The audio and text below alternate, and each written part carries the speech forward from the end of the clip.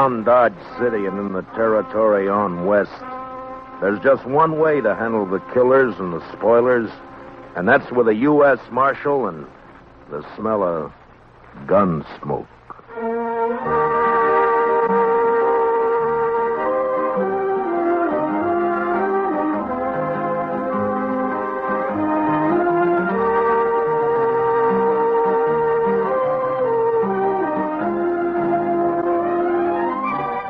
Gunsmoke, starring William Conrad. The story of violence that moved west with young America. The story of a man who moved with it. Matt Dillon, United States Marshal.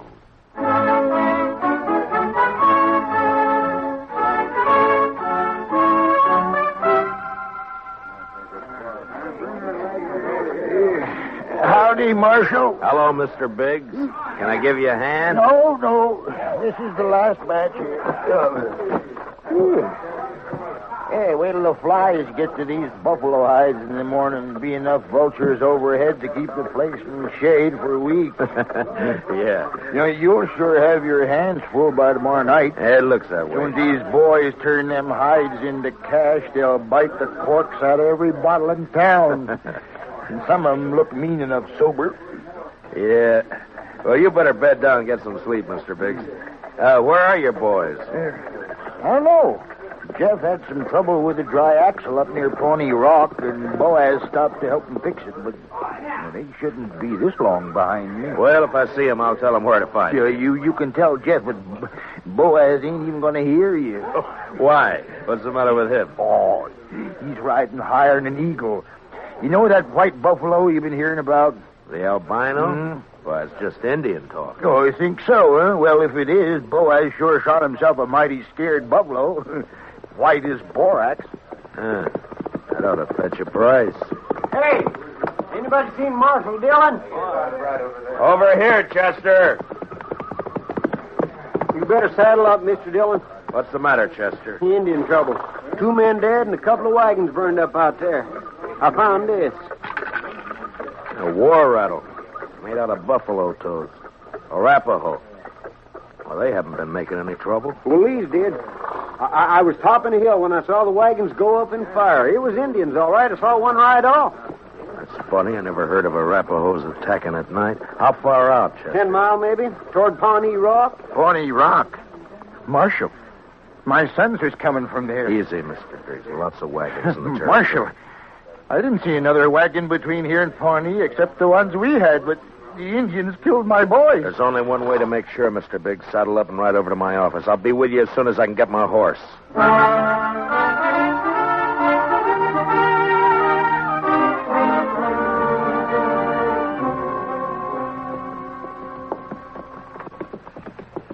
I cut back through those button willows over there when I spotted the wagons being fired. We must be close to it, then. Just over there. Right down yonder. See him? Yeah. I see him. We rode up and dismounted. The last glint of hope in Mr. Biggs' eyes died. His boys were there, all right. And it wasn't nice to see. I'll kill him. I'll get him, please. I'll murder every redskin in the territory. We got to bring your sons then, Mr. Biggs. You know what the morning's going to be like. You don't want to leave them out here. Now, come on. Hey, look. Down there by the stream. Yeah, 4 of them. They're not saddle horses. Mr. Biggs. Mr. Biggs. You recognize those horses down there? Yeah. I know them. Teams belong to Boaz and Jeff. Indians must cut them loose from the wagons before they fired it. Doesn't that seem curious to you, Chester? In what way, Mr. Dillon? Why didn't they take the horses with them? Yeah. What are you thinking, Marshal? No burned hides in those wagons. So they stole them.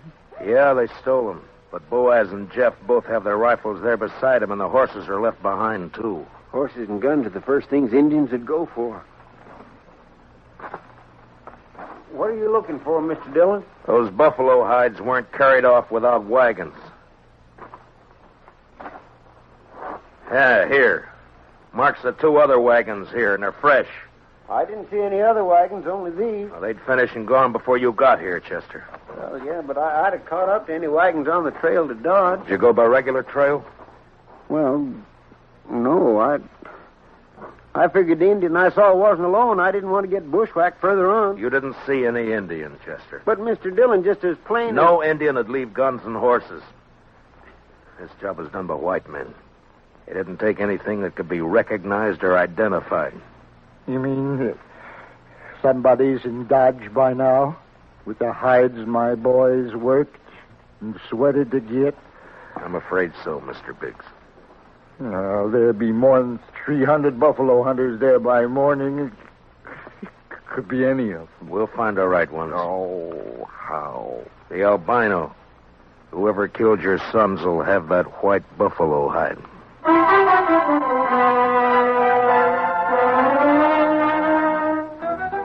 It was almost sunup when we got back to town, and more wagons had jammed the main street lining up for the unloading barns.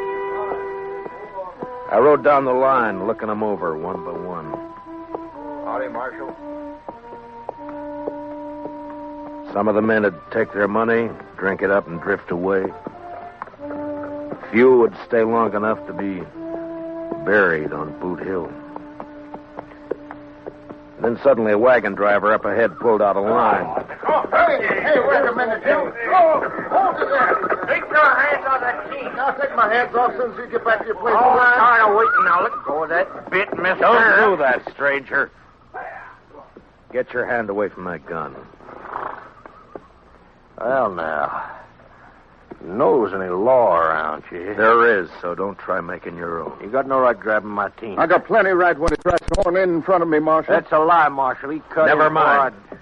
You both want to cool your heads out in jail? Now, what's your name? Tennessee's good enough. A lot of people from Tennessee coming into the territory. Most of them are pretty peaceful. That sounds like you're saying I'm not. You move pretty fast for that gun. Man can lose his temper. You lost yours 4 times, according to the notches you've carved into that gun butt, but don't try for number 5, not here. How about you? What do you call? Charlie Kell. Charlie Kell, huh? They ever call you Chuck? No, Heard of a Chuck Kell a couple of years back, come from Kentucky. not me. Man I heard about was a gunfighter, so he never wore gloves. See, you don't either.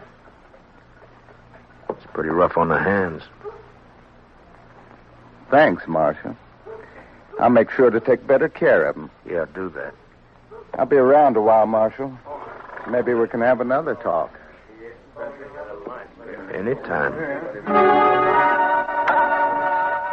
They'd need watching. But what I wanted now was a white buffalo hide. Searching the wagons wouldn't do. There wasn't time, and a search had let the killers know that something in the hides they'd stolen could be identified. The time to find out would be when the buyers checked them. I got Biggs and Chester to cover 2 of the unloading barns, and I covered the 3rd one. And then finally daylight came, and the haggling started. Son, you want to sell those hides? Better learn how to handle your skinning knife a little better. They're as good as any. And full of holes they ain't. Give you $4 a hide for the bunch. You gave that last fellow 8. He looked tougher than you. 6. I'll take 6. 4. Take it or leave it. You think you can rob me, mister? Watch your mouth, boy. Here, none of that. Let me go! Easy, son. Go! Let me have that gun just so you won't be tempted. There, that's better. Give me that. Give it back. You can pick it up at my office whenever you're ready to leave town. Yeah, you look like a city boy to me. Where are you from? St. Louis? None of your business. When something's got you beat, son, there's no shame to admitting it and going home. Sometimes that takes a real man. Don't tell me what to do. Why don't you watch your own job? Why don't you leave me alone, Marshal? I ain't got a white buffalo hide. What'd you say, boy? You heard me. What do you know about a white buffalo hide? What everybody else knows. That you're looking for one. Everybody in town knows it. How? Because the old man whose sons were bushwhacked is all liquored up over at the other barn, shooting off his mouth.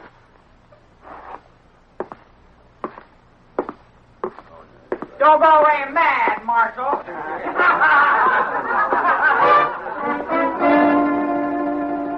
Mr. Biggs wasn't at the barn where I'd left him. I cut through an alley to Front Street and headed for the saloons. I never got to him. Mr. Dillon? Mr. Dillon? What's the matter, Chester? Old man Biggs. Where is he? I'm looking for him. Well, he was over by the barn I was watching, drunk, going through the wagon. Yeah, I know about that. I was trying to get him to go back to his own barn, but all of a sudden, he took off. For where? I don't know, but there was one wagon he was watching in particular. The driver walked away from it with a package of some kind. That white hide? It could have been, I don't know, but Big sure thought so. He lit out after the fellow with blood in his eye. Which way? Down there where the boy's been hitching the empty wagon. Well, let's go.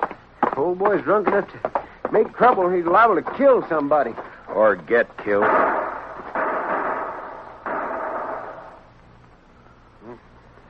Too late, Mr. Dillon. Yeah. It came from there behind that row of wagons. You stay here, Chester. Be careful, Mr. Dillon. When I rounded the corner wagon, Mr. Biggs was sprawled across a wagon tongue, his eyes dead and open, staring at the ground. And standing over him was Tennessee, a smile on his face, and his gun extended to me butt first. Looks like I'm in the mighty trouble, Marshal. He's dead, Tennessee. That's more than a mite. You take my gun for a while. You mean until after you hang? Wasn't figuring to be that serious. Not when a drunk follows me out here and throws down on me. If you're figuring on self-defense, forget it. Look at his gun. It isn't even cocked. Well, it's out of his holster, Marshal. That's enough. Law don't say I have to wait till he kills me. You'll have to make a jury believe that. No, you shouldn't have much trouble doing that, Marshal. What are you doing here, Mr. Kell? Oh, I just happened to follow Tennessee out here. Why? Well, you broke up our little argument in town. Thought I'd get him alone here. See if maybe he was still nursing a grudge he wanted to settle. But the old man beat me to it. Now, Tennessee here ain't exactly a friend of mine, as you know, but I hate to see any man hang when he ain't guilty. Is that your personal verdict, Mr. Kell? That's right, Marshal. The old man threw down on him, and Tennessee had to kill him in self-defense. Chester, Yes, sir, Mr. Dillon? which one of them had the package? This one. This is the fellow the old man was after. All right, Tennessee, where is it? I don't know anything about a package. Look in the wagon, Chester.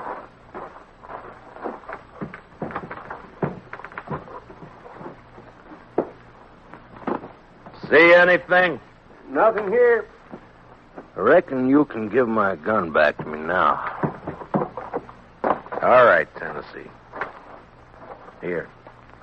Thanks. But if you decide to use it again while you're in Dodge or any place else in Kansas, I hope I'm there when you do. Well, now, don't you fret, Marshal. I'm sure you will be.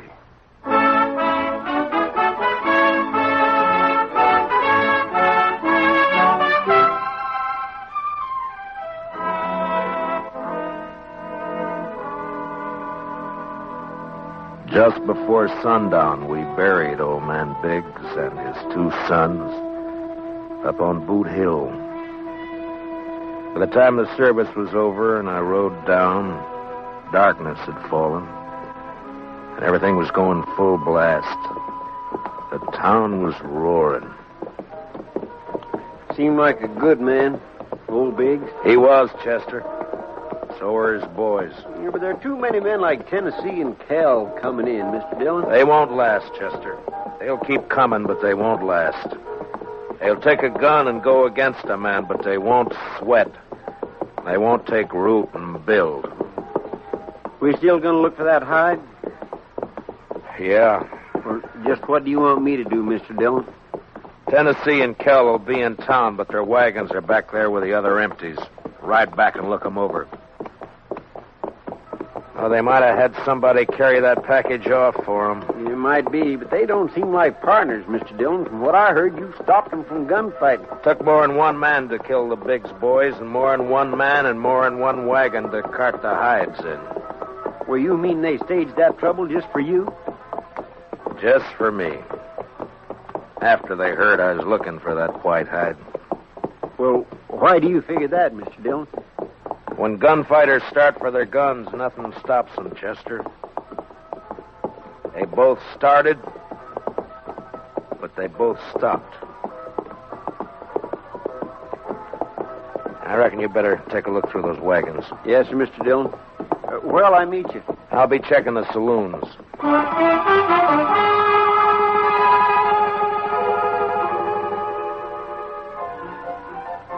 One by one, I made the stops. The Long Branch, the Alafraganza, the Texas Trail.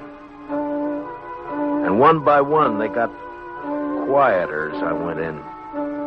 As though each place was holding its breath, waiting for something to happen. The last place was a Mexican hangout. A long, dark walk.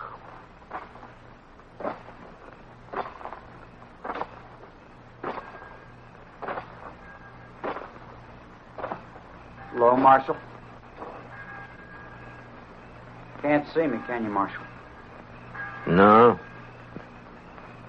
No, I can't see you, son. Too bad. Because I got another gun. They sell them around here. And I ain't going back to St. Louis. You'll fire once, son, and if you don't kill me with that, and I'll kill you. I'll gamble on that, Marshal. Marshal!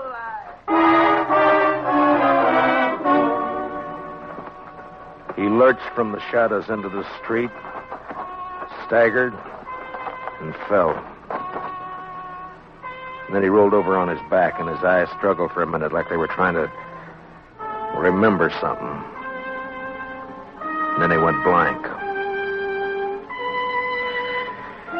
Well, he was right about one thing. He wasn't going back to St. Louis. Well, what do you know? The marshal's real handy with a gun. Stay out of this, Kell. But I may have something to talk over with you later. You mean what? If you don't know it, then you got nothing to worry about. I've been hearing a lot about how fast you are with a gun, Dillon. Anything to it? I'm still alive. Yeah. This your hobby, shooting kids? He was old enough to try to kill me. I don't like it, Marshal. That's too bad, Mr. Kell. The Chuck Kell I heard about would have loved it. They said he'd killed 2 kids under 16, one of them his own brother.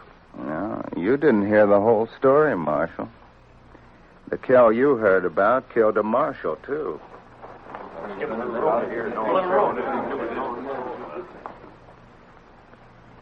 You made the bid, Mr. Kell. And you got a gun. Use it or I'll take it away from you. Come and get it. Anytime. Here it is.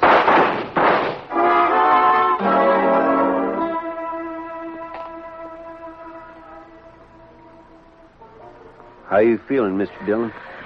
I'm all right, Chester. Doc fixed your head. Wasn't much he could do for Kell, though. I hit him. If you didn't, he sure died for nothing. He was fast, all right. Boys say you made him look like a sleepy burro. Never even cleared his holster. And my head says different. You didn't get that from Kell. What do you mean? Tennessee was up the street with a rifle. He creased you. Huh? Where is he now? I don't know, Mr. Dillon. He rode out of town before I could stop him. I was the only one who saw him. I was coming up street to find you. All right. Let's get out of here. Did you find anything in the wagons? No, sir. But I found Tennessee's wife. Wife? That's right, Mr. Dillon. In a small wagon next to his. He's a squaw man. His wife's an Indian girl. Well, let's find her.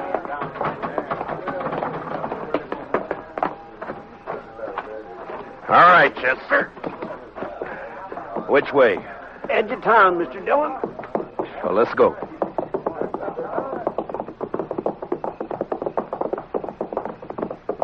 You talked to the wife? Yes, sir. Found out Tennessee and Kell were friends, all right. They left her here night before last and arranged to meet her here today. She said they were driving empty wagons when they left her. Ask her what tribe she belonged to? Didn't have to ask, Mr. Dillon. I could tell by her beads. She's an Arapaho.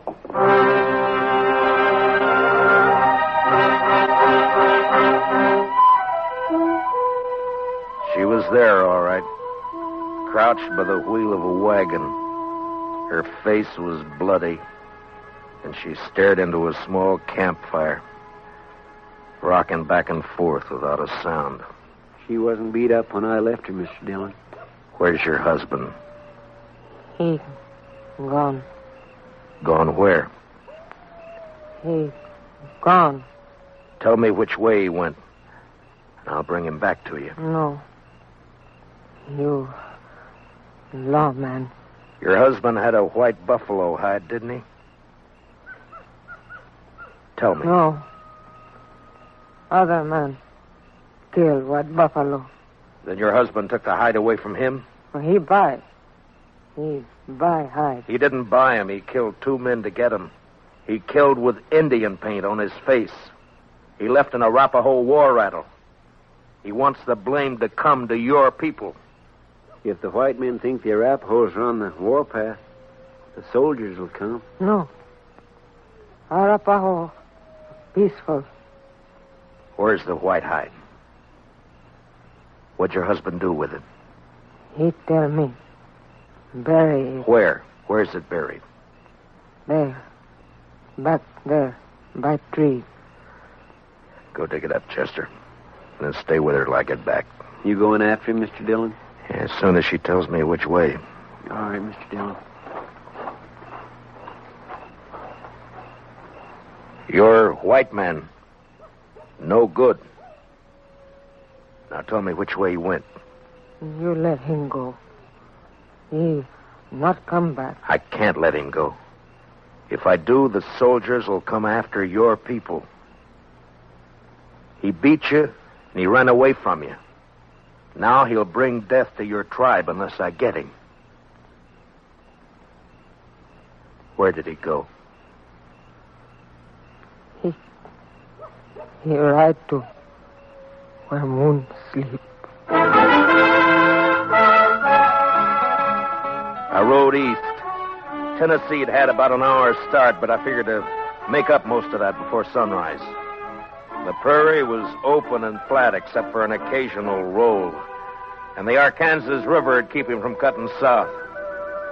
His best bet for a fresh horse would be Kinsley, and I rode hard for it. It was just turning daylight when I rode in.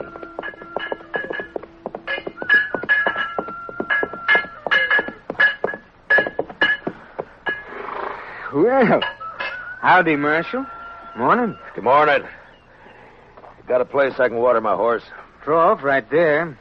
Just let him loose. He'll find it. Thank you. Looks like you come a long way. Dodge. Another fella here just a few minutes ago been riding hard, too. He come from up Pawnee way, though. Tall, dark, riding a vinegar roan? Yeah, that's right. You get a fresh horse here? Had to send my boy out the corral to get one for him. He'll be back soon. You mean he's still here in town? Yeah. Asked about breakfast, so I sent him over to the Widow Hilliard's place. Right over there, across the road. Thank you. I'll be back. Say, you after that fella, Marshal?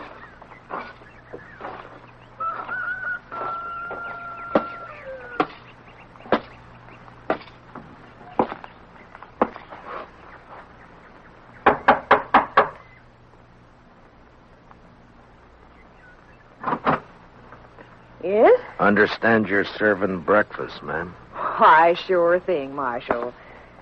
Dillon! That's right. Give me a clear way out the door, or I'll kill you. Come by me, Tennessee. I'll come shooting. That's all right. But just be sure you get me this time.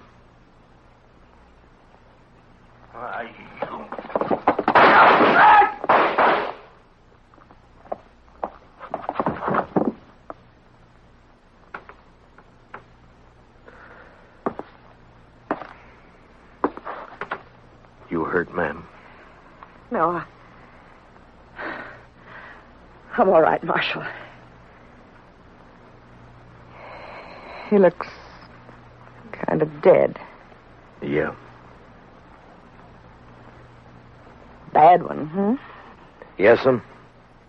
Gunfighter. Thief. Killer. What's your name, Marshal? Dillon, ma'am. Matt Dillon. I'm sorry about it. Marshal. When my husband brought me out here 15 years ago, Indians burned this place down 3 times. I'm used to killing. You want to carry him out? I'll go fix you that breakfast.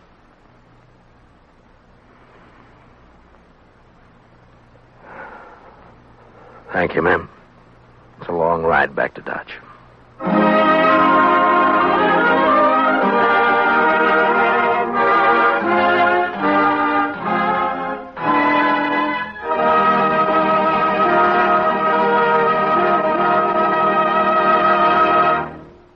Gunsmoke, transcribed under the direction of Norman MacDonald, stars William Conrad as Matt Dillon, U.S. Marshal.